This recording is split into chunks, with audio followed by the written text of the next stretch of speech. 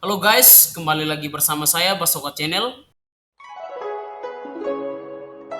Pada video kali ini kita akan membahas tentang legalisme Hanfeishi. Di tengah kekacauan pada periode musim semi dan musim gugur, yaitu pada tahun 770 sampai dengan 476 sebelum Masehi, terdapat banyak pemikiran dan perkembangan filsafat. Berbagai aliran muncul, sehingga dari sanalah muncul istilah 100 aliran pemikiran. Legalisme merupakan salah satunya. Legalisme merupakan suatu aliran filsafat yang muncul di daratan Cina. Aliran filsafat ini dipelopori oleh orang-orang yang ahli dalam bidang hukum maupun dalam bidang pemerintahan. Salah satu tokoh yang paling terkenal dalam aliran filsafat ini adalah Hanfeishi. Hanfeishi adalah anak selir raja di negara Han, salah satu dari 7 negara di era negara-negara berperang yang terletak di timur negara. Pada usia 20 tahun, Hanfeishi pergi ke negara Shu untuk belajar. Di sana Hanfeishi belajar dari seorang guru yang bernama Xunxi, yang adalah seorang filsuf Konfusianisme. Di sana ia tidak seorang diri dalam belajar, melainkan dengan seorang temannya yang bernama Li Shi. Hanfeishi dikenal sebagai anak yang sangat cemerlang. Ia tertarik pada studi tentang sanksi atau hukuman, nama, hukum, dan metode pemerintahan. Ia memiliki kelemahan dalam berbicara, namun ia sangat terampil dan ahli dalam menulis. Esai-esai yang dikeluarkannya tersebar sampai di istana kerajaan dinasti Qin. Ia pun akhirnya diangkat menjadi pejabat negara di negara atau dinasti Qin. Legalisme mencapai puncak kejayaannya pada masa dinasti Qin.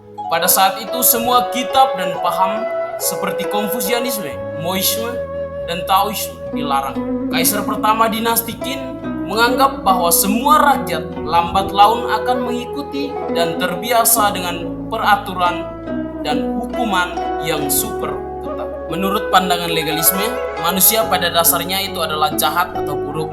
Oleh karena itu, ia tidak dapat dipercayai karena ia senantiasa mementingkan egoismenya sendiri maupun golongannya sendiri. Oleh karena itu, untuk mengatasi adanya kecenderungan manusia yang egois, maka seorang kepala negara pun juga harus memakai kecenderungan egois dalam memimpin rakyatnya, yaitu dengan memberikan hadiah kepada mereka yang berjasa bagi negara, dan begitu pula sebaliknya, memberikan hukuman atau sanksi-sanksi kepada orang yang telah melanggar peraturan-peraturan dan merugikan kepentingan negara. Dalam aliran filsafat ini ada 3 dasar legalisme dalam memerintah. Yang pertama adalah Shi, yang berarti kekuasaan, kekuatan, atau pengaruh. Dalam ajaran ini mengajarkan bahwa kekuasaan dan kedudukan jauh lebih penting dan utama dibandingkan dengan kebijaksanaan.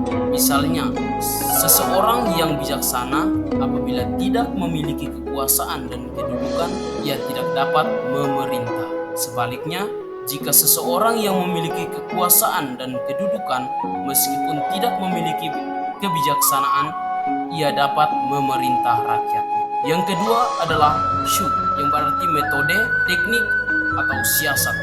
Dalam ajaran ini mengajarkan bahwa seorang kepala negara atau pemimpin tidak perlu melaksanakan jalannya pemerintahan secara langsung, akan tetapi yang paling penting adalah bagaimana seorang pemimpin mampu memilih orang-orang yang terampil dan mempergunakannya dalam susunan pemerintahan. Yang ketiga adalah Fa, yang berarti hukum, undang-undang, atau aturan. Hukum atau undang-undang itu dipandang sebagai panglima tertinggi. Menurut para penganut legalisme, pengadilan itu tidak boleh diserahkan kepada kebijaksanaan, akan tetapi itu harus didasarkan pada peraturan perundang-undang yang cermat.